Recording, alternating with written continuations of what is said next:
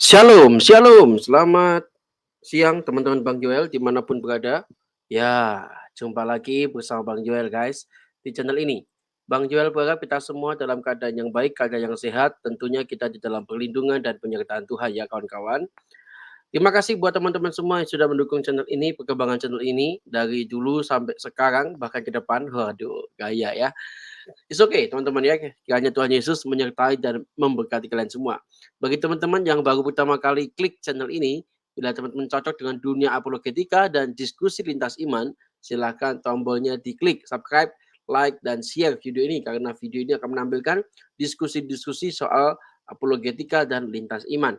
Mari bersama-sama kali ini kawan-kawan kita mau dengarkan ya bagaimana pelayanan Edis TV di YouTube guys. Sangat-sangat mantap jiwa ya.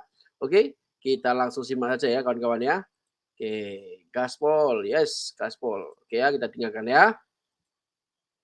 Artinya Abdul Muthalib masuk rahim untuk menyunat Muhammad sehingga Muhammad lahir dalam keadaan sunat. Saya berbicara logika apa berbicara dari Islam, hukum Islam? Bang, ini kubacakan riwayatnya Bang ya. Kubacakan. Nih, biar Abang baca. Diriwayatkan bahwasanya Muhammad berkata, aku lahir dalam keadaan sunat. Salah satu keistimewaan itu adalah dia lahir dalam keadaan sunat. Ya, Sudah. betul. Di riwayat lain dikatakan bahwasanya Muhammad itu disunat malaikat. Betul. Di riwayat lain dikatakan bahwasanya Abdul Muthalib lah yang menyunat Muhammad. Ya, betul. Pertanyaan saya Bang, dari ketiga riwayat yang berbeda-beda ini, bagaimanakah mungkin Abdul Muthalib dikatakan menyunat Muhammad sedangkan Muhammad sudah lahir dalam keadaan sunat? Apakah Muhammad sunat 3 kali? Gini Bang, kalau di Islam itu dia ada secara syariat dan secara Islam ya. Kalau Abang terima ke situ kan, kalau Abang terima, ini kan keyakinan Islam. Tapi kalau Abang nggak terima pun nggak apa-apanya ke situ. Yang abang kenal dengan bahasa sunat ini kan sunatnya umum itu seperti anak kecil kan setelah akil balik itu kan. Yang abang ngerti lah tentang sunat ini kan cuman itu aja kan, dikerat itu. Jawabannya apa ini? Saya nggak dengar jawaban ini. Kupikir Abang jawab. Enggak, saya tanya abang, kan abang sunat ini yang abang kenal dengan dikeratnya kemaluan itu kan. Cuman itu tahu abang kan? Kulit kemaluan, kulit katan, bukan kemaluannya dikerat Bang. Kalau dikerat kemaluannya gimana nanti? Gimana Bang? Kulitnya gitu. Ya, betul. Jadi Bang, kalau di Islam ini ada syariat, ada hakikat. Syariatnya memang betul seperti itu. Kalau Nabi itu yang keadaan dalam dia itu udah sunat, maksudnya hatinya itu Bang, sudah suci ketika dia lahir Bang. Ayatnya pun ada hadis ke situ kan. Makanya saya bilang itu semuanya betul. Cuman ya abangnya nggak mungkin inilah. Nggak mungkin. Coba. Ini agak ini. Jadi yang benar yang mana? Muhammad itu terlahir dalam keadaan sunat atau disunat Abdul Muthalib? Semuanya betul Bang. Tapi waduh, ayat itu ada bagian luar, ada bagian dalam. Bagian dalam itu Bang, artinya rahasia diri. Waduh, ini aliran apa ini abang nih? Bang, coba dengar. Kalau terlahir dalam keadaan sunat, artinya perlu disunat lagi nggak? Enggak. Wah, nggak perlu. Oke. Lalu kenapa di riwayat lain dikatakan yang menyunat dia itu Abdul Muthalib? Itu ketika dia masih anak-anak Bang. Waduh, buset tiba. Tadi abang bilang udah nggak perlu lagi disunat, sekarang disunat lagi. Aduh, abang nih. Makanya kan saya bilang ayat gini itu aja lah, pertanyaannya saya peringan aja. Kenapa 3 riwayat ini tidak janjian dulu ketika menyebutkan Muhammad sunat? Kenapa mereka nggak janjian dulu waktu menginformasikan bagaimana cara Muhammad sunat? itulah saya sulit menjelaskannya karena ayat itu bang ada bagiannya. Oke lah bang, kalau gitu jangan dipaksakan lah bang ya, bang Imam. Aku apresiasi abang, usaha bang untuk menjelaskan. Tapi gini bang, aku rindu sekali bang sebenarnya untuk menemukan jawaban ini bang. Karena begini bang, waktu ku baca Al-Quran itu bang pelan-pelan dari Al-Fatihah sampai Anas, tidak pernah ada bang, tidak pernah ada di situ perintah untuk sunat. Iya. Di ayat berapa bang perintah sunat dalam Quran? Kalau abang bisa tunjuk bang, aku tutup channel ini bang untuk selama-lamanya. Pensiun aku bang. Iya. Kalau di Al-Quran saya nggak bisa menunjukkan. Tapi kalau tidak bisa menunjukkan. Berarti kalau tidak ada di Quran berarti wajib nggak bang? Gini dia bang, kami itu Islam pedomannya 3, Al-Quran, hadis dan sunnah. Waduh, di Quran surat berapa itu pedomannya 3 itu bang? Abang karang-karang sendiri atau gimana? Enggak, abang paham nggak Al-Quran dan hadis itu abang paham nggak? Bang, aku bilang sama abang nih, agak melebar dikit teman-teman nggak apa-apa ya. Dan aku nggak bosan-bosan nih aku bilang gini, nanti banyak yang kadang-kadang panas, kebosen gitu dengar aku ngomong. Gini bang, aku ini dulu, ku ceritakan bang latar belakangku bang ya. Dulu masa kecilku itu, aku itu sering banget sama teman-temanku yang Muslim. Walaupun aku itu terlahir Kristen, ya kan. Nah, aku ngaji, ya kan, bareng sama dia ngaji, masuk ke pondok gitu kan. Padahal aku Kristen loh, tapi aku ikut-ikutan, namanya anak kecil kan. Nah, ngaji lah aku waktu itu, masih ingat itu bang, sekitar tahun 92-an lah itu waktu itu. Ya ngaji waktu itu. Ngajinya gini bang, Bismillahirrahmanirrahim, Alhamdulillahirabbil alamin, Ar-Rahmanirrahim, Maliki yaumiddin, iya, dan seterusnya itu. Nah, singkat cerita bang, sekitar tahun 2013 bang, tahun 2013 waktu itu aku mengalami pergolakan iman. Ya. Nah, waktu mengalami pergolakan iman itu, aku bertanya-tanya dan aku teringat dengan masa kecilku itu. Apa jangan-jangan benar ya bahwa Islam itu adalah kebenaran yang dulu waktu aku masih kecil itu ngaji. Nah, jadi tahun 2012-13 itu aku belilah Quran bang. Nah, aku belilah Quran, ku baca-bacalah. Aku memang Kristen dari lahir, ya kan? Ku belilah Quran, ku bacalah Quranku itu kan, bolak-balik ku baca bang. Ya, ku tanya sama Pak Ustadz. Lewat telepon itu, kenalnya pun di Facebook juga, Ustadz itu kan. Nah, aku dulu zamannya belum ada WhatsApp bang, masih telepon biasa kan. Ku belajar sama dia, diajarin lah surat Al-Ikhlas waktu itu. Ku baca begini. Kul huwallahu ahad, kataku bilang itu. Oh salah, bukan ahad bacanya, bukan ahad tapi ahad gitu. Itu hampir semua ustadz yang ku belajar Quran kepada mereka cuman diajarin cara baca. Padahal tujuanku baca Quran bukan belajar cara baca bang. Tujuanku belajar Quran itu supaya aku itu mengerti apa maknanya, bukan cara bacanya bagaimana. Sudah? Nah, akhirnya putus asa lah aku belajar sama mereka. Udahlah, aku buka lah beli buku-buku tafsir Ibnu Katsir, tafsir ini, ku cari online-nya, ku cari terjemahan lain. Nah, aku pelajari lah bang. 13 tahun lah kurang lebih lamanya bang sampai sekarang itu ya, kurang lebih sekitar segitu ya. Nah, lamanya aku pelajari udah antara 2012-an sampai sekarang. Nah, lalu pada saat itu bang ya, tidak ada kudapati yang kutemukan di Quran itu seperti yang kudengar selama ini. Salah satunya adalah dari sekian banyak topik kita angkat hari ini adalah tentang sunat. Nah, kutanya bang sama abang, apakah ada perintah supaya sunat di Quran? Ada bang, tapi di ayat berapa? Saya lupa ayatnya. Waduh, lupa. Inilah yang ku bilang, abang ini korban. Begini bang, abang ini korban dari isu-isu yang beredar bahwa di Quran diperintahkan sunat. Gitu loh. Makanya makanya gini. Kebanyakan abang dan kawan-kawan ini baca Quran. Yang ustadz tadi ajarkan itu. Belajar Quran itu belajar kol-kolannya, belajar tajwidnya, bagaimana membunyikan lafaz-lafaznya dengan benar, kemudian dapat amal. Makanya nggak ngerti abang isi Quran. Karena apa? Karena baca Quran tujuannya bukan mau memahami, tetapi bagaimana caranya membaca dengan benar lalu dapat amal. Abang akui itu? Abang akui? Akui. Nah, sekarang begini bang. Di dalam Al-Quran abang, Bang Imam. Ya. Saya beri tantangan lah ya, saya beri tantangan. Coba nih.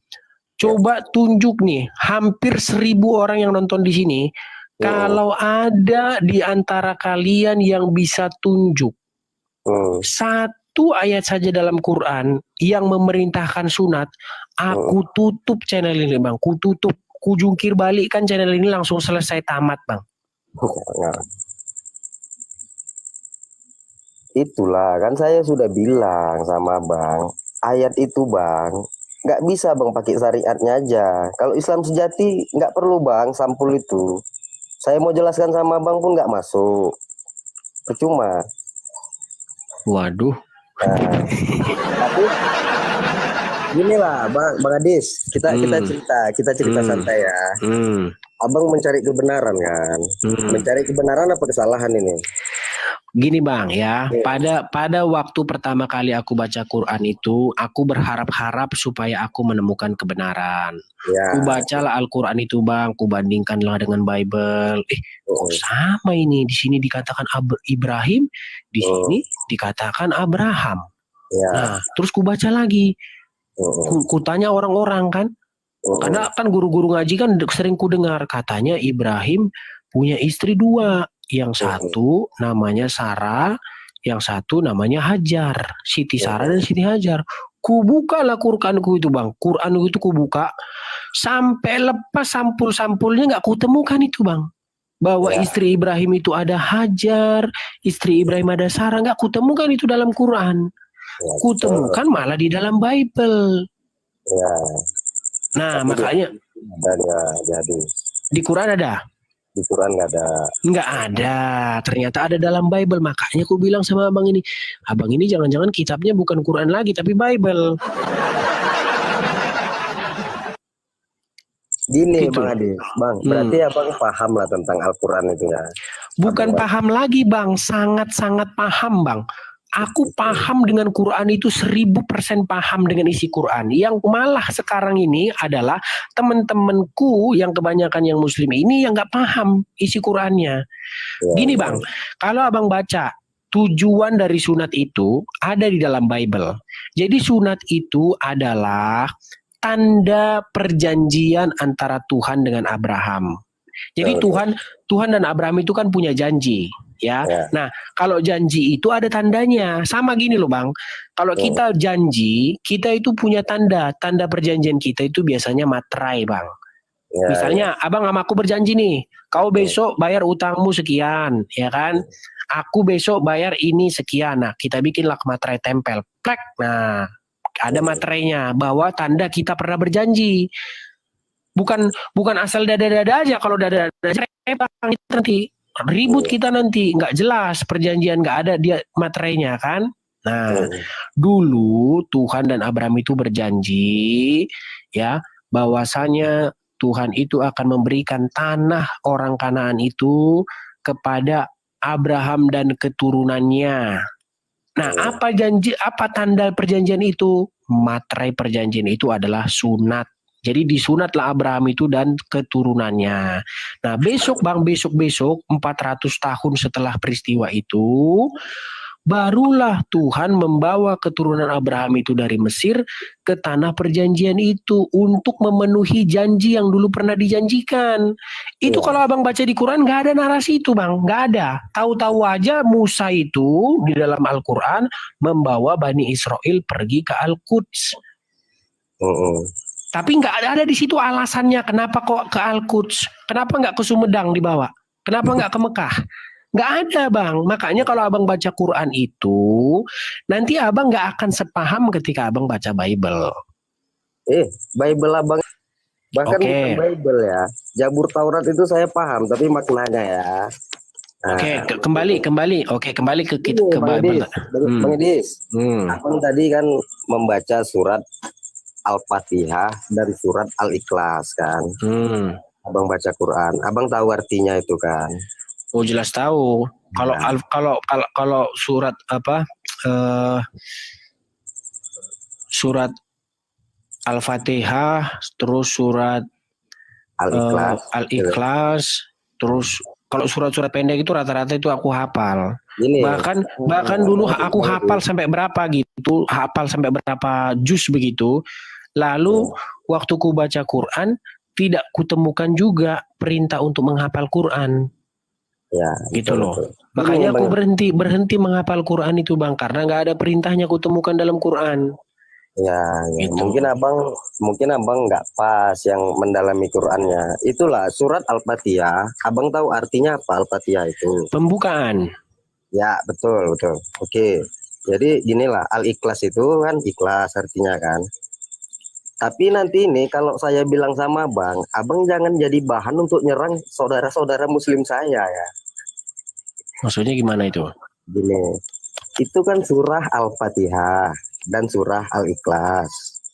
Apa ada abang temukan bacaannya Al-Fatihah atau Al-Ikhlas di situ? Nggak ada. Kalau dari Al-Fatihah itu bahkan kata aminnya nggak ada. Setelah walad dolin itu nggak ada amin di situ.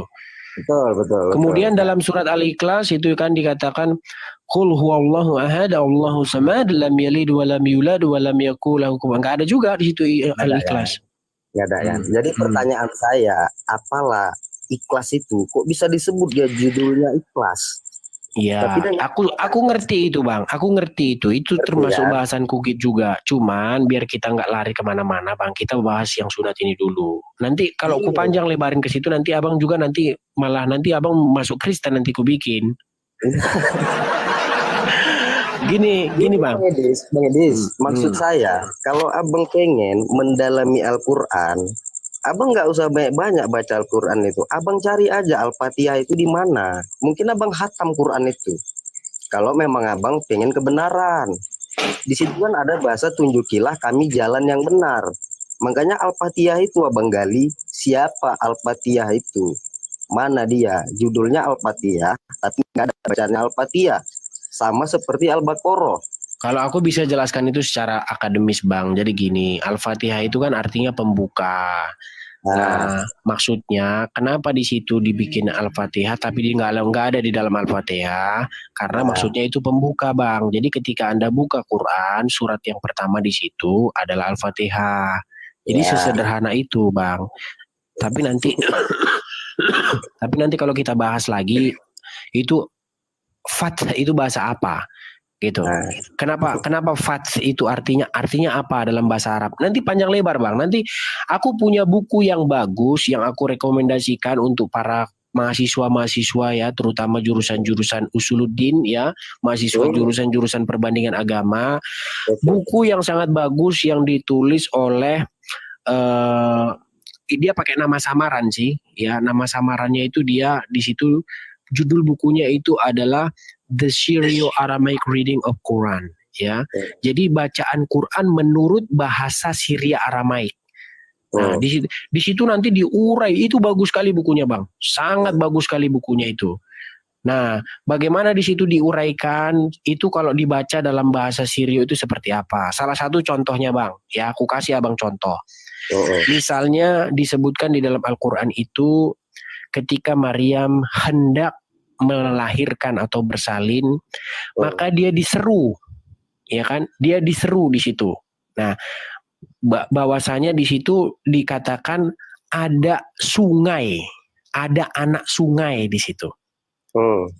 Nah itu kalau dalam bacaan Arab disebut anak sungai. Nah, tetapi di dalam buku itu diuraikan mengapa ini sebenarnya bukan anak sungai. katanya begitu. Nah, diuraikan karena begini Bang, namanya sungai itulah pasti kelihatan Bang. Betul. Pasti Maryam itu udah tahu kalau anak sungai itu ada di situ. Nah, coba abang baca. Tapi abang mungkin karena abang nggak terbiasa baca itu, nanti abang nggak ini. Coba kalau Ustadz mungkin aku agak nangkep ngomong itu bang. Nah, kita kembali ke tema lagi nih bang ya. Gimana? Ya. Jadi masalah sunat bang, bahwa itu kan tanda perjanjian. Sudah bahwa Tuhan mengadakan perjanjian dengan Abraham. Tandanya adalah sunat. Nah, kemudian orang Kristen, kenapa orang Kristen nggak sunat bang? Karena materainya itu sudah diganti, bukan dengan sunat lagi materainya, tetapi materainya itu adalah dengan darah. Ya, jadi setiap ada perjanjian itu ada darah yang tertumpah sebagai tanda kita itu pernah berjanji. Ya, kalau abang pernah nonton film zaman dulu itu bang, itu kalau Anda berjanji itu Anda saling melukai tangan itu bang, saling melukai tangan, darahnya bercampur, itulah tanda bahwa kita pernah berjanji. Nah, orang zaman dulu begitu. Jadi orang Kristen sekarang bang, tanda materai perjanjiannya bukan lagi sunat bang, tetapi darah Yesus, begitu bang ya. Nah sekarang begini bang, aku dulu pernah membuat yang namanya teori maling. Memang ini agak keras bahasa ini bang, agak keras dan banyak yang tersinggung memang. Tapi ini memang harus kubilang dengan terus terang. Apa itu teori maling? Teori maling adalah ketika Anda mempunyai ide, tetapi Anda tidak tahu kenapa Anda pakai ide itu. Jadi kalau orang Kristen atau orang Yahudi ditanya, kenapa sunat? Dijawab karena itu adalah tanda perjanjian. Sekarang ku tanya sama abang dengan jujur, kenapa umat Muslim sunat? Ya perjanjian juga dengan Tuhan. Di mana ayatnya? Di mana ayatnya? Di mana ayatnya, Bang? Kalau di Al-Quran nggak ada. Waduh. Kalau di Al-Quran itu ayatnya untuk larinya ke batin, Bang, rahasia, Bang. Tapi waduh, rahasia. Jadi gini loh bang, jadi gini, ketika bukan kurang bang, justru karena aku lebih mendalam sehingga akhirnya aku tahun 2014 dibaptis. Aku tahun 2014 dibaptis bang. Aku datang ke suatu gereja, ya kan, karena aku sudah mendalami, lalu aku dibaptis. Ada fotonya. Ya kan? Abang paham dengan definisi apa itu dibaptis? Baptis itu dari bahasa Latin bang, baptizo, artinya itu dibenamkan di situ artinya matilah hidup lama kita, baru bangkitlah kita dengan kehidupan yang baru, seperti itu. Oke, di Al-Quran pun ada, matikan kamu sebelum kamu mati, ada. Bang, di dalam Al-Quran kalau yang diterjemahkan sebagai baptis itu namanya sibghah. Nah, sibghah itu kalau di dalam terjemahan itu dikatakan celupan. Nah, kalau abang lihat di dalam terjemahan misalnya bahasa Inggris, itu ada juga yang artinya itu baptis ya, baptize ya. Ada kan, bang. Cuman kan kalau di Muslim di Indonesia kan kebanyakan kan ya bisa dikatakan dalam tanda kutip alergi lah dengan kata-kata baptis. Padahal kalau dibuka di dalam surat Al-Baqarah itu ayat berapa itu ada kata-kata sibghah. Ya, sibghah itu artinya adalah baptis. Ya. Di terjemahannya celupan. Gitu. Lebih jelas kalau sama kami bang, itu tawakal, berserah diri. Cuman masalahnya kan cara berserah dirinya ini yang nggak pas, kan itu dia. Iya, oke lah, kita kembali lagi ke tema nih awal nih bang ya. Jadi seperti ku bilang tadi, abang setuju nggak bang? Ketika ada seseorang punya ide, tetapi dia bingung sendiri menjelaskan ide itu, bisa nggak dikatakan bahwa ide itu adalah ide curian? Ya curian lah. Oke, jelas curian. Kita kasih semangat dulu teman-teman. Nah, jadi kalau orang Kristen ditanya bang, apa itu baptis? Gimana sejarahnya? Apa itu sunat? Gimana sejarahnya itu sunat? Kenapa sunat? Itu dijelaskan semua. Asal usulnya, tujuannya, fungsinya, kenapa bisa begitu dijelaskan tadi. Bahwa itu adalah tanda bahwa dulu Tuhan itu pernah berjanji kepada Abraham, bla bla bla, isi perjanjiannya bla bla bla bla bla, materainya adalah sunat. Nah, sekarang ku tanya sama abang, tapi pakai dalil bang, jangan dalam tanda kutip nempel di orang Kristen. Tunjukkan fungsi dan tujuan orang Islam bersunat. Itu bang, kalau dia ke tubuhnya, dia larinya kesehatan. Di ayat berapa bang? Di ayat berapa bang? Kalau di Al-Quran nggak ada bang, nggak ngerti. Waduh, nggak ada semua ini. Berarti abang macam sunat-sunat aja bang ini, aduh. Ya, sabar lah bang, kan di hadis kami kan ada. Itu dia berbunyinya an-nikahi sunnati. Fa'lam ya'mal bisunnati falaisa minni. Arti dari sunat itu bang, menikah. Menikah itu artinya penyerahan diri bang. Waduh, malah nikah ini. Abang ini kayaknya penganut tafsir bebas nih abang. Bukan. Gini lah, saya tanya abang punya anak. Abang nikahkan anak abang dengan orang lain. Otomatis kan abang menyerahkan anak abang ke situ kan. Menyerahkan nggak anak abang dengan laki-laki yang lain? Iya, kalau sunat dalam pengertian itu bukan maksudnya di sini khitan loh bang, khitan. Ya betul, hitanan, betul. Makanya saya tanya tadi, abang paham nggak dengan artinya atau maknanya sunat? Sunat itu banyak, itu kan bahasa Arab, sunnah itu. Sunahnya bukan sunnah loh bang, bukan sunat. Kita bicara khitan di sini bang, khitan. Iya, saya paham bang. Paham abang kitan itu. Cuman yang abang paham kitan itu cuman untuk anak-anak yang kecil lah mungkin, ataupun mualaf harus disunat dulu. Itulah pemahaman abang. Seperti dipotong lah, itu aja pemahaman abang kan. Tapi di Islam enggak. Sunnah itu banyak bang. Sunnah Nabi, sunnah Rasul. Karena itu makanya cuman sunat, setahu orang awam sunat ya udahlah dipotong lah itu. Padahal ke hakikatnya yang perlu dipotong itu dirinya, hatinya. Itu dia. Wah, ini abang menjurus-jurus ke Kristen ya abang nih. Karena di ajaran Kristen itu ada bang. Jadi di dalam Kristen itu sunatlah hatimu itu ada bang. Nah sekarang abang udah menjurus ke Kristen ini. Kayaknya nggak lama ini abang dibaptis dikit lagi nih bang. Bukan. Saya nggak menjurus Kristen. Empat kitab yang diturunkan Tuhan itu bang, sebenarnya satu hakikatnya, tetapi yang nggak paham dia membeda-bedakan. Tapi kalau dia paham, dia saling menyambung bang. Justru kalau abang paham bang, abang itu tidak akan pergi kepada oke, ku tanya lah, aku kalau menyimpulkan nanti dibilang penistaan. Aku nggak mau menyimpulkan. Gini bang, di dalam Quran disuruh beriman kepada kitab sebelum Al-Quran atau kitab sesudah Al-Quran? Sebelum Al-Quran. Oke, ku tanya sama abang, kitab Sahih Bukhari, kitab Sahih Muslim itu kitab sebelum Al-Quran atau sesudah Quran? Sesudah Quran. Kenapa abang mengimani kitab yang sesudah Quran padahal disuruh mengimani yang sebelum Quran? Oke, saya jawab. Jangan asal jawab aja bang. Bila perlu aku nggak boleh jawab nih. Aku harus terima ini. Sekali-kali jangan menjawab bang. Udah, gini lah bang. Silakan. Abang kan nggak paham karena apa itu banyak hadis Sahih, hadis Bukhari, hadis segala macam kan.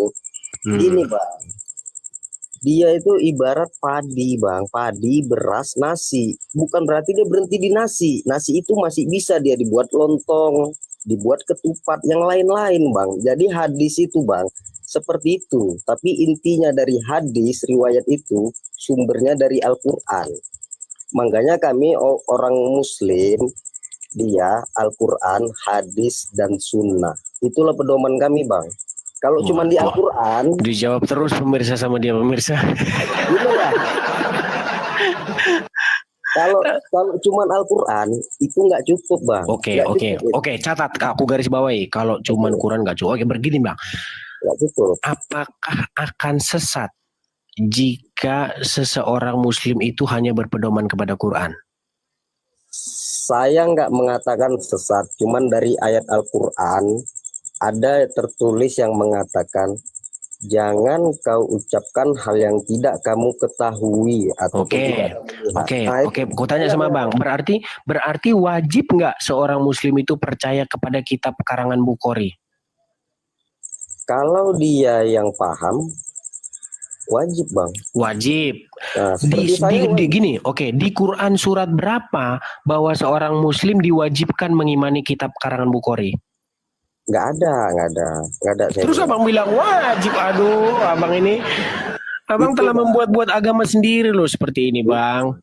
Itu padahal di dalam Quran disuruh beriman kepada kitab dari Al-Quran. Berarti Quran nggak sempurna?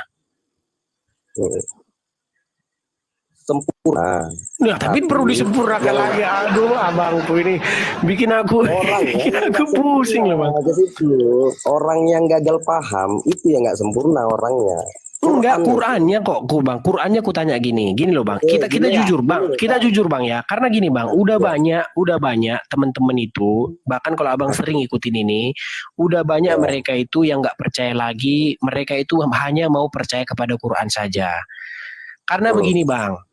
Di dalam Quran itu, Bang, mau abang cari sampai abang jungkir balik, tidak akan pernah ketemu dalam ayat Quran yang mengatakan berimanlah kamu kepada kitab yang sesudah Al-Quran. Nggak bakal ada. Tapi kalau beriman kepada kitab yang sebelum Quran, contohnya Taurat, Zabur, Injil, ada.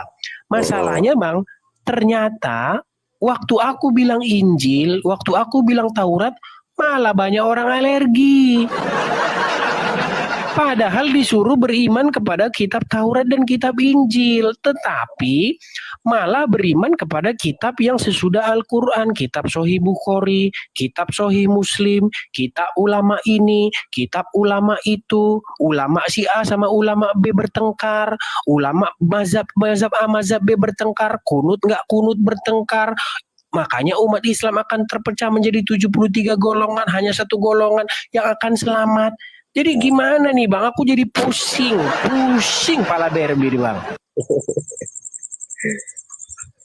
Karena abang nggak jumpa dengan yang ahli Quran. Quran itu ada berapa? Saya tanya tentang Islam sama abang, kalau abang paham Islam. Ada berapa Quran itu? Quran ya ada satu kitab Quran itu, Bang. Kalau abang mau bikin Quran, maksudnya ada Quran versi Wars, ada Quran versi Kolun, ada Quran versi banyak macam itu, Bang. Ada riwayat mana? Riwayat Wars, riwayat Kolun, riwayat Hafs, riwayat banyak itu, Bang. Kalau di dalam Islam yang sejati, Quran itu sebenarnya ada 4, Bang. Waduh, ini penganut. Abang ini penganut tafsir bebas ini, Bang. Abang ini ku tengok penganut tafsir bebas ini, Bang. Tapi ginilah, Bang. Intinya gini, Bang. Kalau kita betul-betul sungguh-sungguh mendalami Quran, maka apa yang tertulis di dalam Quran itulah yang kita katakan, Bang. Jangan apa yang tidak tertulis di Quran. Contoh nih. Abang bilang bahwasanya Al-Quran saja tidak cukup. Al-Quran saja, seorang Muslim kalau berpedoman kepada Quran tidak percaya hadis, maka dia akan sesat. Nah, sekarang begini, Bang. Allah menurunkan kitab Quran. Dengan kitab Quran itu, tanpa hadis, orang akan tersesat nggak? Gini, gimana ya saya bilang? Kan bingung kan, Bang? Aku tahu di pertanyaan pasti sulit dijawab, Bang, karena abang takut dengan khalayak ramai. Ngerti aku, Bang. Tapi di hati kecil abang nggak menolak itu. Abang takut dengan kebanyakan. Bilang orang itu sesat, bilang orang itu salah. Karena enggak ku bilang, Bang, orang sesat. Gini loh, Bang, seumpama seseorang itu hanya menjadikan Quran saja sebagai pedoman hidupnya. Dia nggak menjadikan hadis, dia nggak menjadikan kitab-kitab ulama, dia nggak menjadikan ilmu-ilmu fikih, ilmu ini, dia hanya Quran saja. Apakah dia akan tertuntun ke jalan yang benar? Ya saya rasa kurang sempurna lah. Tuh, berarti kitab yang diturunkan Allah tidak sempurna. Sempurna. Waduh, pusing lagi nih aku nih. Sempurna tapi tidak sempurna. Aduh, gimana nih Bang? Sempurnanya Al-Quran itu ada di hadis dan sunnah, gitu maksudnya. Hadis itu perkataan Nabi yang didengarkan. Sempurnanya Al-Quran ada di hadis. Berarti kalau begitu kitab Al-Quran disempurnakan oleh hadis. Ya betul, karena kami berpatokan 3 itu, Al-Quran, hadis, dan sunnah. Artinya perkara kata Nabi, Al-Quran dan hadis katanya. Oke, artinya begini Bang. Artinya bahwa Quran itu belum sempurna, lalu disempurnakan oleh hadis. Ya bisa seperti itu. Oke, berarti teman-teman Bang Iman di sini tidak mempercayai bahwa Quran itu kitab sempurna. Dia mempercayai bahwa percayailah Bang, jangan bilang gimana sih tadi ini? Aku bingung loh, padahal Bang satu statement tapi 2 makna Bang ini bicara. Kayaknya Bang ini penganut nih. Al-Quran itu ada Al-Quranul Karim, ada juga Al-Quranul Hakim. Waduh, Al-Quranul Karim ada Al-Quranul Hakim ini. Waduh, mantap ini orang ini. Karena Bang baca surat Yasin kan? Gini loh Bang, yang ku baca dalam Quran itu bahwasanya kitab Al-Quran itu adalah kitab yang memberi petunjuk, kitab yang memberi penjelasan, ya kan, hudalinas, ya, petunjuk bagi manusia, betul. Nah, sekarang aku melihat abang itu ingin memelintir itu dengan menjadikan hadis itu sebagai kitab petunjuk. Ya, enggak, saya enggak melintir. Oke, sekarang aku tanya sama abang, yang menjadi kitab yang untuk menunjukkan dan untuk mencerahkan umat manusia itu Quran atau hadis? Sebenarnya alam semesta yang membuktikan. Waduh, malah alam semesta lagi nih. Aduh, Bang, nanti banyak loh abang diprotes sama teman-teman yang muslim, gimana nih Bang? Ya abang lihatlah yang dikatakan itu sungai yang nggak mengalir, kan alam semesta yang membenarkan Al-Quran itu. Kan banyak dia ayat-ayat dari Al-Quran yang disahkan oleh alam semesta ini. Kan begitu dia.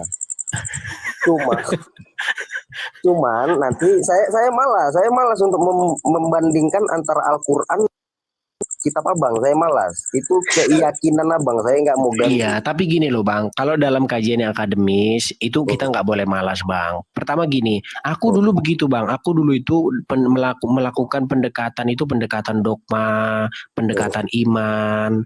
Tapi lama-kelamaan Bang, setelah aku pelajari, memang hal yang paling netral kita bedah Al-Quran sama Bible itu dengan pendekatan ilmiah. Ya. Buka Bible, buka Quran, bandingkan apa isinya yang sejenis, kemudian bedah secara akademis tanpa ada tendensi iman, tanpa ada tendensi dogma, semua kita bedah secara akademis. Saya setuju, cuman itu nggak bisa lah di umum gini. Nah itu dia Bang, makanya memang kan karena kan begini masyarakat kita itu kan Bang, bisa dibilang masyarakat yang kalau ada pohon bertiup ke kiri, mereka ke kiri. Kalau ada pohon bertiup ke kanan, mereka ke kanan. Kan masyarakat kita kan gitu Bang. Makanya kan memang ya dilema lah Bang kan, karena masyarakat seperti itu. Tapi kan untuk urusan-urusan pribadi kita, itu kan kita berhak Bang. Walaupun sebenarnya kadang-kadang orang-orang ini kan memaksa apa yang harus kita percayai gitu loh Bang. Gini aja lah Bang, kita bercerita tentang cara kita Tuhan. Kalau abang pribadi lah, saya nggak mau bawa agama. Pribadi abang lah, menghadap Tuhan abang itu seperti apa? Cara saya ya Bang. Walaupun kita itu jatuh bangun ya kan. Walaupun kita kadang-kadang nggak kuat karena mengikut Tuhan itu kan berat Bang, ya kan? disuruh memberkati orang yang mengutuki kita. Bayangkan, disuruh membalas yang baik dengan yang jahat. Coba, apa kan berat, Bang? Gini, enggak, maksud saya gini Bang Edi, ketika Abang menyembah Tuhan Abang itu, Abang merasakan kehadiran nggak pada diri Abang? Oh jelas Bang, jelas dong. Jelas. Jadi saya itu Bang, kadang-kadang biasanya kadang-kadang saya misalnya memutar lagu-lagu rohani begitu kan ya. Aku nyanyi lagu rohani, kemudian di situ aku rasakan kehadiran Tuhan itu Bang ada gitu di dalam hatiku gitu. Jadi di situ bagaimana aku merasakan ketenangan, ya kan? Oke, ketenangan kan? Oke, jadi dari manalah ketenangan Abang itu? Kalau Abang menyalahkan ini umat Muslim ini, saya tanya. Aku nggak menyalahkan loh Bang, aku nggak menyalahkan gini loh, aku itu sebagai seseorang yang telah mengetahui kebenaran, maka tugasku itu adalah memberitakan kebenaran itu kepada orang lain. Karena ada di dalam Bible itu begini Bang, barang siapa, kalau ada seseorang ya tersesat tetapi engkau tidak menolongnya, itu kesalahan ada di saya. Tetapi ketika Anda berusaha menolongnya tetapi dia tidak mau, itu kesalahan ada pada dia. Tuhan itu akan tidak menuntut kita lagi gitu loh Bang. Nah makanya di sini aku kan begini Bang, pernah lah aku suatu peristiwa aku duduk-duduk di kuburan, ya kan? Waktu itu aku lagi cari burung, aku kan orangnya senang cari burung. Apa nembak-nembak itu loh Bang, nembak-nembak burung itu. Aku kan senang sekali tuh, hobiku itu dari dulu. Nah, sampailah aku di kuburan di pemakaman kan. Nah, duduklah aku di pemakaman itu. Baru aku sambil memang dalam perjalanan mencari Tuhan itu ya. Nah, merenung begini. Ternyata yang dari dulu sampai sekarang dicari oleh manusia itu yang belum ketemu jalan keluarnya itu adalah lepas dari yang namanya kematian. Nah, jadi semua orang dari sejak sejarah umat manusia mencari jalan bagaimana kita ini mencapai hidup yang kekal. Datanglah orang bertapa, ya. Datanglah orang mencari Tuhan, dia bertapalah di gua, dia bertapalah di ini, carilah wangsi, carilah wahyu segala macam. Semua berakhir di kuburan, Bang. Orang-orang bijak berakhir di kuburan. Ya, siapa lagi pemimpin-pemimpin guru spiritualisme ya yang mengatakan bahwa Tuhan ini itu dan segala macam berakhir di kuburan. Nah, lalu sekarang begini Bang, ternyata setelah ku pelajari Bible, satu-satunya manusia yang mengalahkan maut itu adalah Yesus. Nah, kebangkitan Yesus dari antara orang mati itu membuktikan bahwa dia mampu mengalahkan maut dan dia menuju kepada hidup yang kekal itu. Nah, jadi bang, kalau kita mau menuju kepada hidup yang kekal, ikutnya Yesus Bang, bukan ikut orang yang di kuburan. Orang di kuburan itu dia nggak tahu jalan kepada hidup itu nggak tahu. Termasuk kita ini, semua yang ada di kuburan itu tidak tahu jalan menuju hidup. Makanya mati. Nah, satu-satunya yang tahu jalan menuju hidup itu adalah Yesus. Makanya di dalam Alkitab kami itu Yesus itu bangkit naik ke surga mengalahkan maut. Makanya kalau mau menuju kepada hidup, ikut Yesus, jangan ikut yang ada di kuburan, gitu loh Bang. Ini Bang, abang sepaham nggak bahwasanya Nabi Isa itu dikatakan Yesus, sepaham Bang? Gini. Itu narasi yang ingin dibuat oleh umat Muslim bahwasanya Yesus itu Isa. Ya. Kan? Nah, tetapi kami ya kan sebagai umat Kristen demi menghargai supaya tidak terjadi perselisihan. Kalau kamu katakan bahwa itu Yesus tetapi tidak disalib, kalau kamu katakan itu Yesus tetapi dia bukan anak Allah, kalau begitu ya jangan dibilang itu Yesus, nanti terjadi perselisihan. Baguslah itu. Isa Al-Masih abang yakin? Iya, kalau secara kalau Iya, kalau profilnya itu jelas-jelas itu bukan Yesus. Karena begini Bang, di dalam Bible kami itu begini Bang, ada ini surat dari Rasul Paulus yang memberitakan kepada salah satu jemaat pada masa lalu ya, dia bilang gini, jikalau ada orang atau sekalipun malaikat dari surga memberitakan kepada kalian Yesus yang lain, maka terkutuklah dia. Jadi begini Bang, kalau ada Yesus versi lain, itu kami katakan Yesus palsu Bang. Karena memang banyak Yesus palsu. Dan itu memang sudah ada dari zaman dulu. Contoh nih Bang, contoh ya. Di dalam Injil-Injil apokrif ya Bang ya, dikatakan bahwa Yesus itu waktu masih kecil, dia membuat burung-burungan dari tanah liat. Kemudian ditiuplah burung-burung itu, lalu hidup, terbanglah kau. Itu di Injil-Injil palsu. Nah makanya Bang, itu kami anggap sebagai Yesus palsu, Yesus mitos. Jadi orang Kristen itu Bang dari zaman dulu itu sudah bisa membedakan mana versi Yesus yang sejarah, mana versi Yesus yang mitos. Salah satu versi Yesus yang mitos itu adalah Yesus yang membuat burung-burungan dari tanah liat. Itu ada sumbernya di dalam Injil-Injil palsu. Itu loh Bang.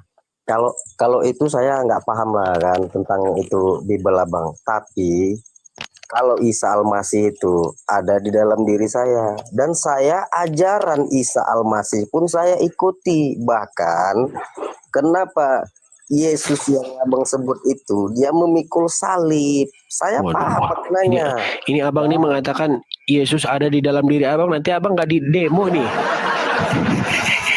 Nanti abang nggak di demo bersilit-silit nih.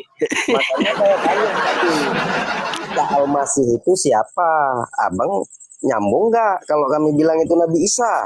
Oke, gini aja lah. Aku daripada mengitu, aku mau membuktikan klaim abang lah. Kalau Isa itu ada di dalam diri abang dan abang ikuti ajaran Isa, ya. Kita buktikan ya bang ya, boleh ya? Boleh. Oke, ini aku buka di dalam Quran surat Ali Imran bang, ya. Ali Imran ayat 50 ya bang ya. Ali Imran 50. Bang, ini saya matikan kameranya ya. Sedikit lagi bang, ini bang. Ya udah, gini aja. Oke lah, oke. Oke ya, kubacakan ya bang ya, kubacakan. Dan aku, maksudnya ini Isa ya bang ya, datang kepadamu membenarkan Taurat yang datang sebelumku, dan untuk menghalalkan bagimu sebagian yang telah diharamkan untukmu. Ya. Jadi Isa di dalam Al-Quran mengatakan bahwasanya dia menghalalkan yang tadinya itu haram. Tadi abang mengklaim abang pengikut Isa, betul? Iya, betul. Oke, kutanya sama abang, apa yang dihalalkan Isa yang tadinya haram? Jangan abang bilang babi loh, nanti diprotes abang. Silakan bang, apa? Nggak tahu saya itu bang, coba abang bilang. Katanya abang bilang pengikut tadi, sekarang nggak tahu. Aduh, abang ini Apa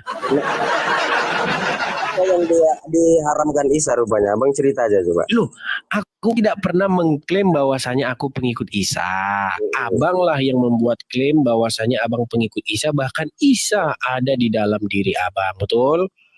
Gini bang, yang saya pelajari dari makna, dari juru selamat itu yang saya pelajari bang. Makna, bukan ayat, bukan arti yang saya pelajari. Berarti abang ini pengikut tafsir bebas nih abang nih. Iya, saya menjahirkan, saya mengaplikasikan sifatnya Yesus atau Nabi Isa itu ke kehidupan saya sehari-hari kepada masyarakat. Iya, abang mau mengaplikasikan kehidupan sehari-hari, tapi kutanya apa yang dihalalkan Isa, abang nggak tahu gimana abang mau mengaplikasikan kehidupan sehari-hari. Ceritanya nanti kalau saya tanya kalau Arab itu, berarti abang ini tukang klaim aja lah bang ya. Bang, kenapa saya tanya apa maknanya lah dari penyalipan Yesus itu bang? Tangannya dipaku kiri kanan, kakinya itu diikat. Karena orang-orang tidak menerima dengan apa yang diajarkan. Orang-orang apa bisa dikatakan menolak ajaran Yesus seperti itu, Bang. Itu kan cerita kan. Bukan cerita, memang faktanya seperti itu. Ya. Kalau abang kutanya balik nih, kenapa orang-orang enggak biar berimbang kita, Bang. Kenapa orang-orang ingin menyalibkan Isa? Alasannya apa? Ya Isa kan dituduh membawa ajaran yang nggak benar. Makanya Ayatnya? Aduh, itulah saya peninggal tanya ayat.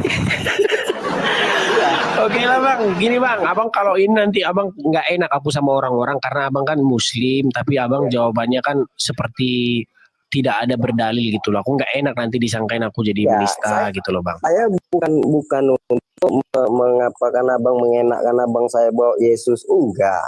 Bahkan dari mulai Nabi Ibrahim itu saya imani, karena di Quran kami pun ada. Inna haja lati supil ula. Iya, masalahnya abang fitnah pula Nabi Ibrahim. Abang bilang. Siapa yang bilang? Coba. Katanya abang bilang di dalam Quran Ibrahim sunat. Sunat tapi hakikat, Bang. Di mana Ibrahim itu sunat hakikatnya? Saya nggak bisa menceritakan. Tuh kan? Oke lah Bang Imam, kita kasih kesempatan dulu yang lain Bang, karena setiap aku minta tunjukkan ayat, abang nggak bisa tunjukkan. Tapi terima kasih Bang Iman, senang sekali berbicara dengan Anda. Lagi kita kasih kesempatan yang lain dulu Bang Imam ya. Oke. Saya berbicara sih dah, boleh ya? Oke, penutup Bang, closing statement ya. Pesan dari saya, kalau memang abang mempelajari Al-Quran, carilah Al-Fatihah dan Ikhlas tadi. Mudah-mudahan abang jumpa Tuhan. Itu aja abang pelajari. Nggak usah banyak abang hafal. Abang cari, tapi kepada orang yang mengerti ya, mana yang dikatakan Al-Fatihah, mana yang dikatakan Ikhlasnya dari situ. Itu aja dari saya Bang. Baiklah, itu closing statement dari Bang Iman, teman-teman. Jadi banyak sekali statement dari Bang Iman ini yang bisa saya katakan tafsir bebas teman-teman, tapi nggak apa-apa lah. Oke, terima kasih Bang Iman. Kita lanjut lagi ke tamu-tamu selanjutnya. Oke, kita kasih semangat dulu teman-teman. Yuk. Oke, kita naikkan lagi ya. Semoga kita dapat Muslim yang pintar nih teman-teman ya. Kita naikkan siapa ini ya?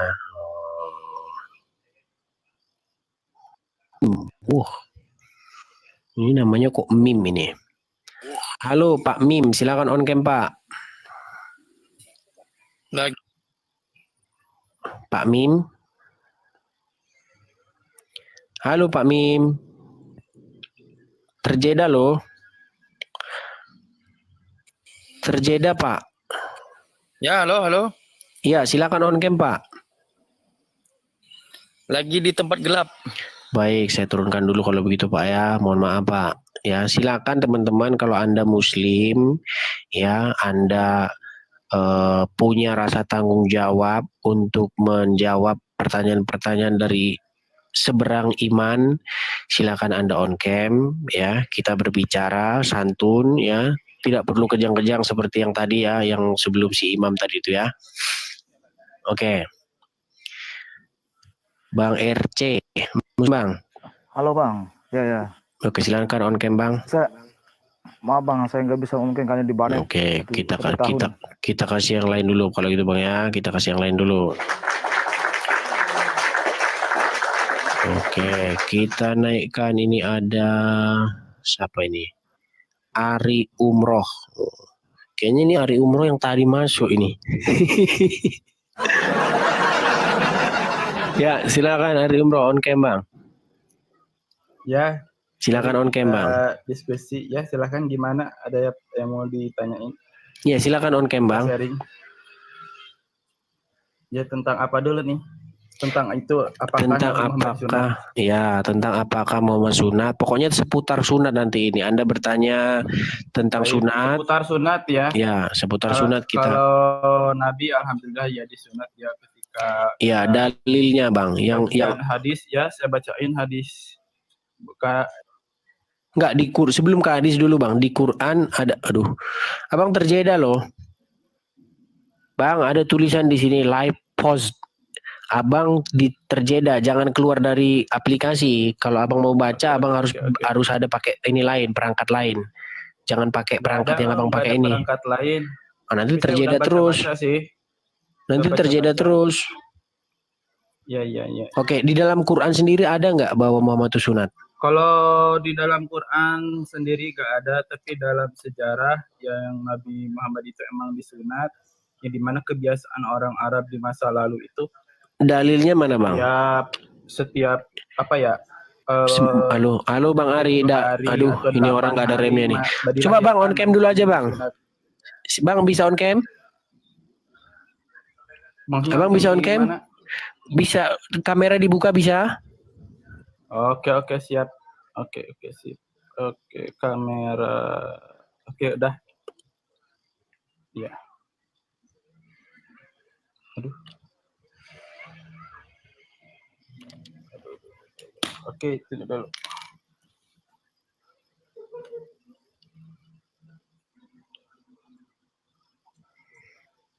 Ya udah. Udah dari mana Bang? Oh. Sorry bang. Udah ya? Nah oke. Jadi gini Bang. Yang apakah di dalam Quran itu memang dikatakan bahwa Muhammad itu sunat? Kalau di Quran tidak ada, tapi dalam Oke, konteks di Quran tidak ada. sejarah Nabi Muhammad emang disunat.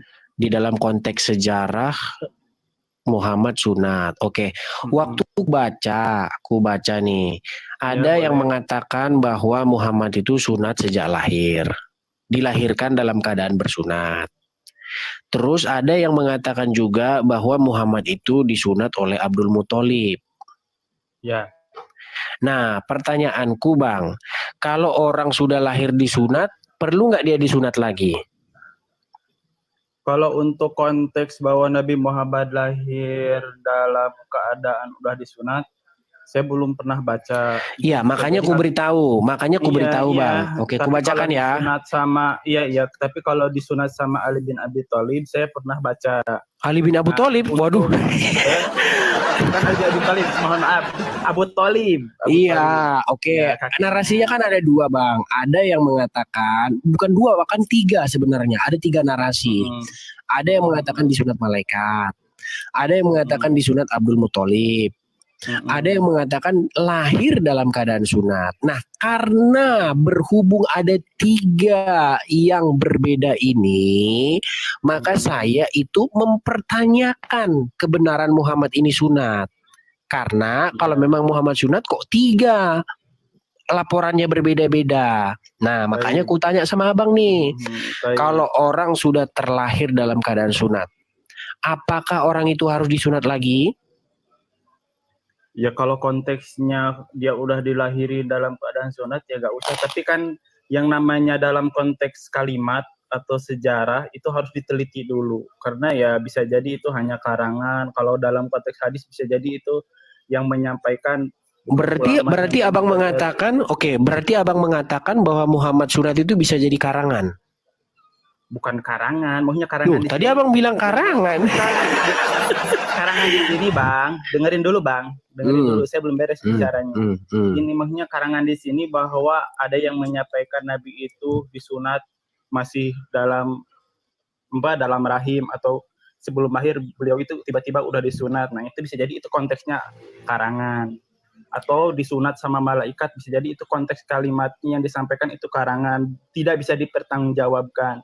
Tapi yang saya baca, yang bisa dipertanggungjawabkan itu dengan sanad-sanadnya adalah bahwa Nabi Muhammad itu disunat oleh kakeknya. Jadi menurut abang, orang atau Muhammad ketika mengatakan bahwa dirinya lahir dalam keadaan sunat, berarti Muhammad bohong? Bukan Nabi Muhammad yang ngomong itu kan yang ngomong. Tapi ini Muhammad yang ngomong Bang. Nih, saya bacakan. Hadisnya. Baik, saya bacakan Bang. Saya bacakan ya Bang ya. Nih, ini ditulis di dalam kitab hadis ya. Hadis apa dulu nih? Iya, sebentar Bang. Banyak. Oke, ini tertulis, ada Arabnya ini ya. Di sini dari Ibn Abbas, dari ayahnya Al-Abbas, Nabi SAW dilahirkan dalam keadaan sudah berkitan dan sudah terputus tali pusatnya. Terus saya bacakan lagi. Dikatakan lagi di sini,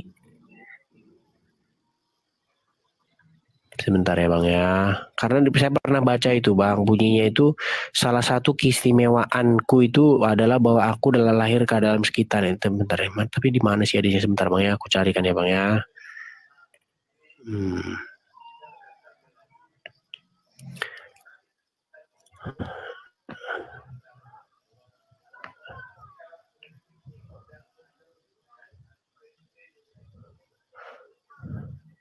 Nih, aku bacakan ya. Terdapat peristiwa-peristiwa besar di hari kelahiran Muhammad. Berikut penjelasan 5 peristiwa besar tersebut. Siti Aminah bertemu malaikat. Padamnya api sesembahan majusi. Lahir dalam keadaan sujud. Nah, lahir dalam keadaan khitan nih Bang. Ya Bang ya. Nih.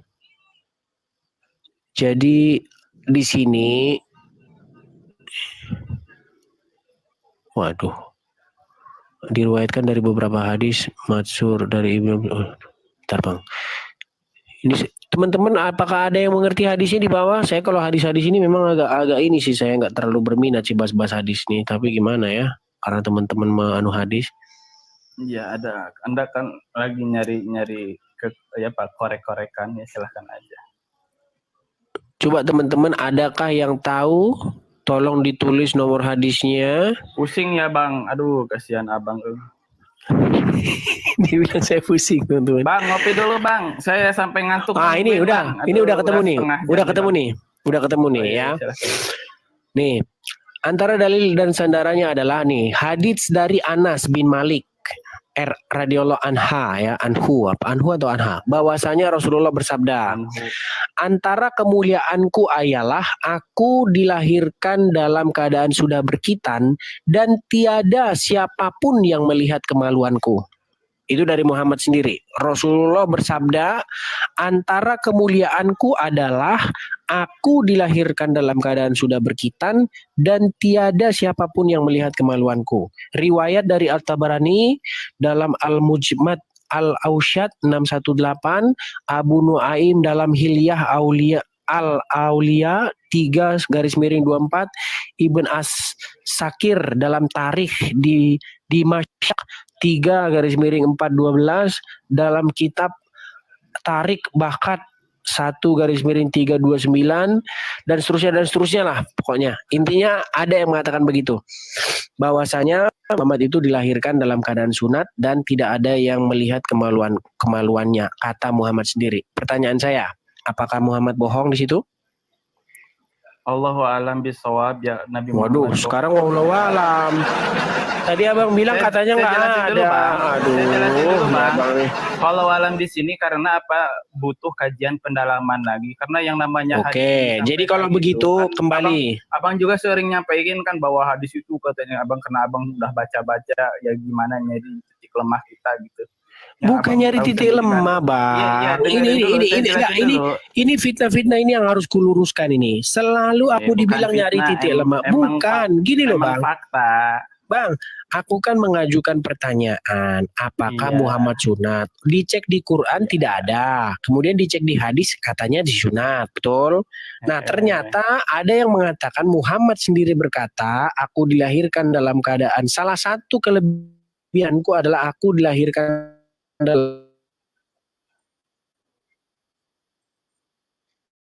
lihat kemaluanku. Lalu dikatakan juga bahwa yang menyunat dia adalah Abdul Muthalib. Kutanyalah sama Abang jujur, kalau orang sudah dikerat itu kulit katannya itu, kalau bahasa kita itu kulup ya, kulupnya itu udah dibuang.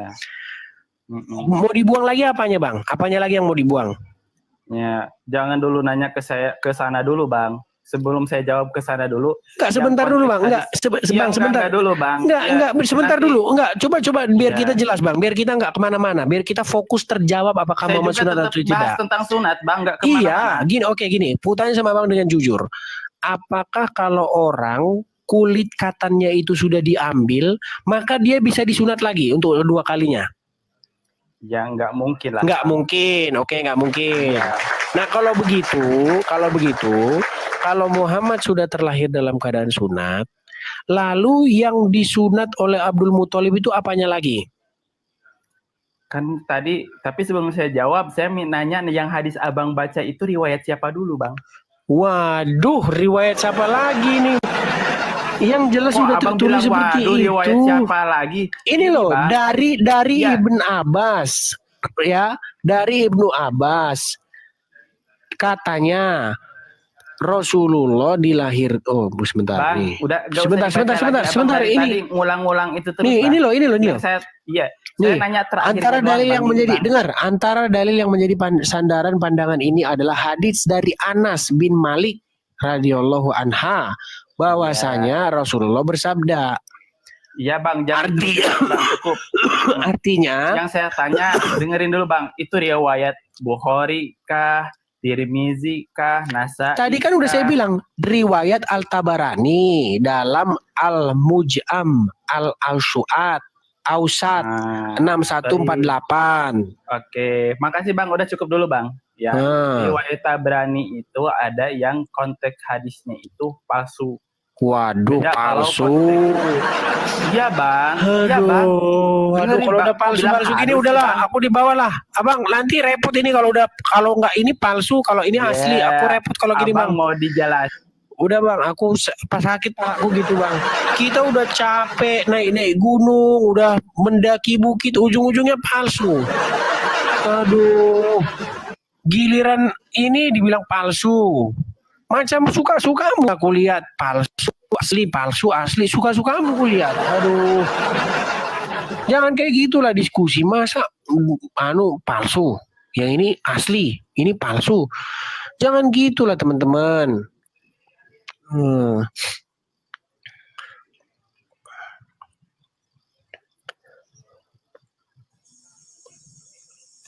Bang Jasper Muslim Bang. Iya Bang, bentar Ya, aku silakan on cam Bang. dulu Bang. Ya, silakan on cam ya Bang ya. Bentar. Tadi kulihat Bang PC datang loh. Bang PC biasanya bisa bantu aku tuh kalau nunjuk-nunjukkan hadis. Mungkin Bang PC bisa naik lagi Bang PC, tapi khusus nunjuk-nunjukkan hadis Bang. Nanti kalau Abang ngomong nanti lari semua dari sini Bang. Oke, selamat malam Mas ya. Ya, selamat malam. Namaku Jasper, agamaku Muslim. Ya, silakan on cam Bang. Bentar, aku cuma mau ngomong sama para saudara-saudaraku yang Muslim. Tolong kalau naik itu kalian harus punya kompetensi ilmu untuk menjawab. Ini kan sekedar bertanya dan menjawab, bukan untuk berdebat. Benar gak sih Bang? Betul. Nah, kalau kalian tidak punya kompetensi ilmu atau nggak pernah belajar, jangan berusaha naik atau menjawab gitu loh. Karena teman-teman juga butuh informasi yang benar. Jadi nggak ngawur-ngawuran, nanti jawabnya seakan-akan ngarang kayak gitu. Betul itu Bang. Jadi Abang ini hanya memberi pesan itu aja Bang, tapi tidak ini. Terima kasih Bang. Oke, sama-sama Bang. Terima kasih Bang. Oke, kita turunkan dulu ya Bang Jasper ya. Ya. Oke. Nah gitu dong teman-teman. Jadi naik itu jangan asal modal congor gitu loh. Naik itu ya seenggak-enggaknya punya ilmu, ditunjukkan ini dalilnya begini, seperti itu teman-teman ya. Halo Bang Bisi, gimana kabar Bang? Shalom Bang, baik Bang ya. Saya bantu aja pansos aja ya, nanti kalau ada yang mau minta buka hadis baru ini ya Bang ya. Saya kira Bang Edi sudah mampu lah untuk lawan semuanya 1.000 orang ini. 1 lawan 1.000 udah kuat lah Bang. Lanjut Bang. Oke lah. Maksudkan Bang Bis ini kan peralatan lengkap nih kalau nunjuk hadis, ininya ke sini. Aku sambil tidur nih kan, harus buka laptop dulu segala macam. Aduh kan. Kadang-kadang Oke, siap Bang, aku bantu ya. Kadang-kadang kita udah berdiri duduk 5 jam, tambah lagi 5 jam lagi. Aduh, kadang-kadang sampai sakit pinggang kita siaran ini Bang. Kadang resiko dilaporin polisi pula. Aduh. Repot ini. Oke, Kacong Fikri Muslim Bang. Bang Kacong. Halo Bang Kacong. Halo. Waduh, ini Bang Kacong ini gimana ini naik-naik tapi kok disapa-sapa. Jangan demam panggung Bang. Naik langsung siap berbicara gitu loh. Oke. Jangan kayak Allah dong, batu terus. Jangan diam terus. Aduh. Ya, silakan pilot. On cam Bang. Kau pun on cam lah, kau suruh orang on cam. Psikopat pun tidak mau on cam. Oke, kalau nggak usah on cam. Gini aja, jangan menghujat Bang Bisi juga, jangan menghujat Bang. Tahan dulu Bang ya. Ini ujian ini Bang ya. Jadi sebelum dulu, saya Bang. menjawab ya, bolehkah saya bertanya satu dulu? Waduh, ini nampaknya menghindar ini. Ngeri kali pertanyaan ini, Bah. Kau ini kan asik-asik tanya saja. Kayak ini kan room kau, biar saya tanya Betul, dulu. pilot dengarkan. Pilot kau kan datang sebagai tamu. Kalau aku datang sebagai tamu di room-roomnya Muslim, aku turuti hostnya di sana mau gimana. Kemana host jalannya ikut karena dia tuan rumahnya. Nah di sini kan aku tuan rumahnya nih. Nah, kutanya lah dulu sama abang nih Bang, apakah Muhammad itu sunat Bang? Tadi kan yang Muslim tadi itu naik kan, kalau tidak cukup ilmu janganlah menjawab. Nah, jadi suruhlah dia menjawab, dia banyak ilmunya kan. Saya mau bertanya dulu. Enggak, sebentar dulu. Abang kutanya dulu, apakah Muhammad sunat?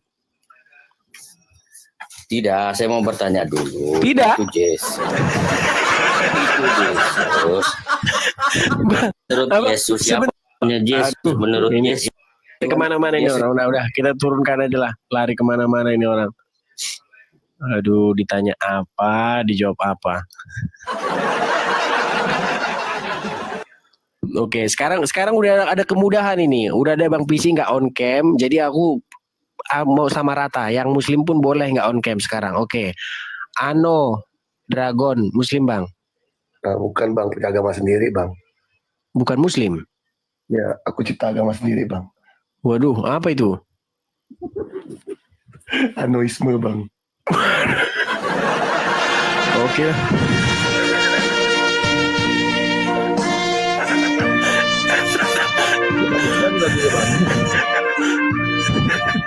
Oke lah Bang Ano, karena kita mengundang yang Muslim aja Bang Ano, jadi mohon maaf ya Bang Ano ya, aku turunkan ya Bang ya, mohon maaf Bang.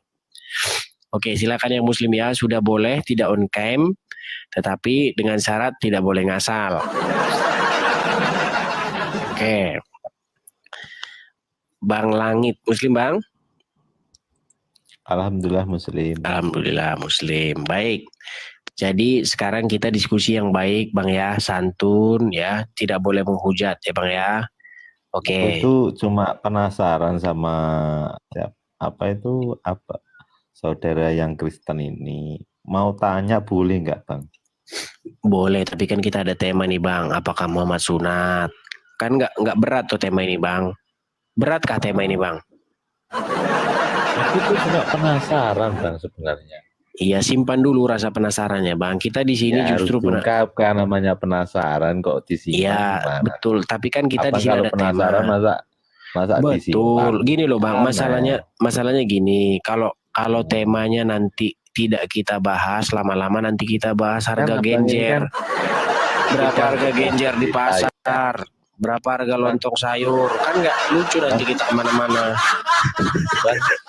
Ini kan ini kan sekelas pendeta mungkin ya. Ini kan masa tanya nggak boleh Bang?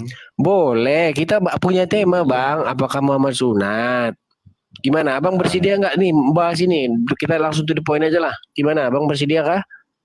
Ya kenapa itu Yesus disalib? Waduh, ini kayaknya takut dia nih bahas ini. Ngeri kayaknya tema ini. Ngeri loh tema ini. Kita naikkan lagi di pilot ini. Di pilot, mau nggak diskusi yang bagus? Mau nggak diskusi yang bagus? Saya sudah jawab itu. Pilot, mau nggak diskusi yang bagus? Nah, kalau diskusi yang bagus, pun saya diskusi lah. The main crowd kalau dengan saya di psikopat itu. Enggak, dengar. Kita ada tema nih. Temanya itu apakah Muhammad sunat? Sekarang begini, apakah kamu bersedia membahas ini atau kamu takut? Kalau takut kamu boleh turun. Bersedia atau takut? Oke, kita pakai data. Baik. Bersedia, gitu dong. Kita kasih itu saya bertanya. Oke. Ya, teman-teman, terima kasih sudah menyaksikan video ini kawan-kawan ya. Terima kasih semuanya. Jadi Bang Joel harus putus dulu sebentar ya. karena Bang Joel ada panggilan pelayanan mendadak, teman-teman. Doakan ya, supaya pelayanan Bang Joel boleh berjalan dengan baik dan lancar ya. Oke teman-teman, jadi kalau kita berdebat dengan apologet sebelah atau debater yang tak tahu diri itu, udahlah gampang aja, tunjukin data aja sudah. Mereka tuh kepanasan guys. Tidak ada data yang mereka kuasai, cuma asal ngomong aja. Mereka itu asal ngomong, asal jeplak, asal menafsirkan sendiri, semaunya sendiri. Itulah mereka kawan-kawan ya. Oke teman-teman, terima kasih semuanya sudah bergabung di siaran Bang Joel pada kesempatan sore ini. Kiranya Tuhan Yesus menyertai dan memberkati kita sekalian ya, dimanapun kalian berada, disertai Tuhan, dijamah oleh Tuhan, dan diberkati Tuhan. Terus dukung channel ini kawan-kawan dengan cara like, subscribe, dan share video ini. Semoga video ini bermanfaat untuk kita sekalian. Tuhan Yesus memberkati. Salam dari Bang Joel. God bless you guys.